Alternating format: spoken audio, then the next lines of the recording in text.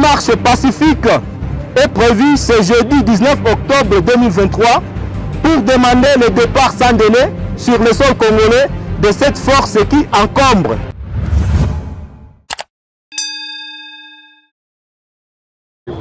Déclaration du collectif des mouvements citoyens et groupe de pression du Nord Kivu sur la situation précaire de la province du Nord Kivu.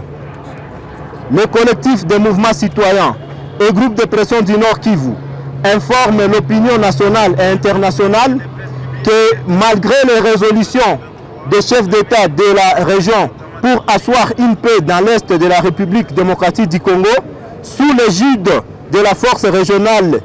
EAC, East African Community, en sigle, la situation demeure précaire et cela est dû au refus des rebelles du M23 d'obtempérer aux recommandations des chefs d'État et du coup une violation volontaire du cessez-le-feu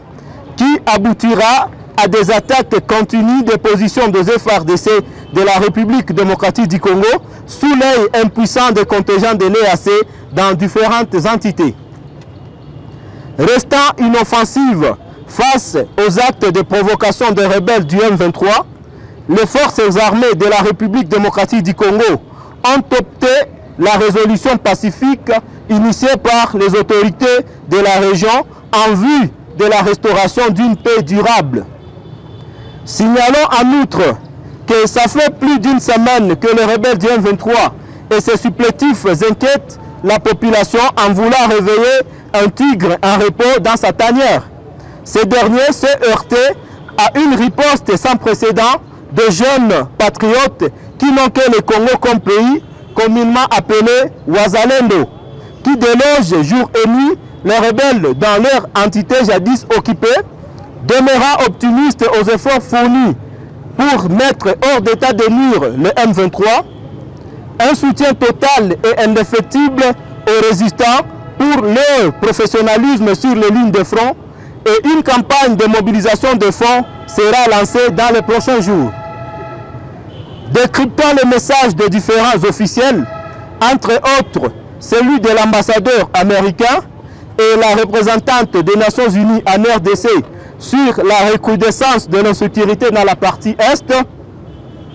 qui jadis mythifiait l'armement des rebelles, les qualifiait de l'invincible, de nos jours, suite à la riposte farouche de nos patriotes face au M23, les langues des impérialistes se délient suite aux pertes incalculables du côté de l'ennemi. Nous osons croire que la RDC demeure un État souverain et indépendant. L'ingérence dans les affaires internes est un manque du respect aux institutions dûment établies. Décrions encore une fois l'hypocrisie et l'inefficacité de la force régionale de l'EAC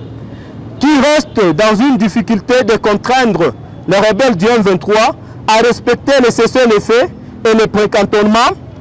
qui est la dernière résolution des chefs d'État à Bujumbura, et cela malgré une prorogation de 3 mois de leur mandat, faisant état de sa passivité, inefficacité et partialité. Une marche pacifique est prévue ce jeudi 19 octobre 2023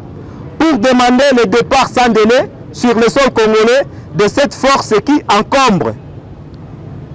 En définitif,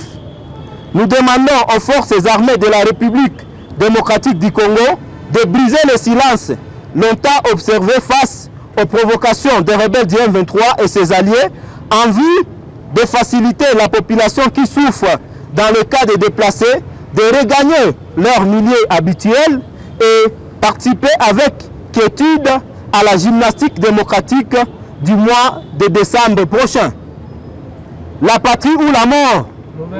La patrie ou la mort? Uzalendo Utashina. Fait à Goma le 17 octobre 2023 pour le collectif de mouvements citoyens et groupe de pression du Nord Kivu, cellule de communication.